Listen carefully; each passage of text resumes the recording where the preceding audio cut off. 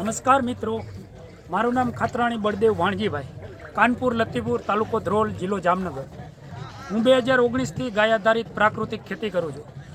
તો દરેક ખેડૂત મિત્રોને એટલું તો ચોક્કસ કહીશ કે જાજુ નહીં, તમારા ઘર પૂરતું પ્રાકૃતિક ખેતી કરો, તો જેથી કરી અને આવનારી તમારી પેઢીને સારું અને સ્વસ્થ ખોરાક મળી રહે અને લાંબુ આયુષ્ય મળે.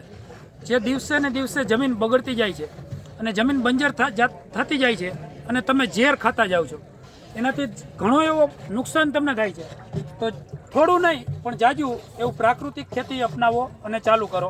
પ્રાકૃતિક ખેતીની અંદર જીવામૃત, ઘનજીવામૃત, હિમાસ્ત્ર, 10 પળની અર્ગ, બ્રહ્માસ્ત્ર, ખાટી છાશ, આકડાનો બોરો, કોઈ પણ વસ્તુ તમે વાપરી શકો છો અને હાવ ઝીરો ખર્ચામાં ખેતી થાય છે. તો એમાંથી સારો એવો તમને બેનિફિટ મળી રહે છે. કોઈ એમ કહેતું હોય કે પ્રાકૃતિક ખેતીમાં નુકસાની જાય છે, તો એ વાત સદંતર ખોટી છે.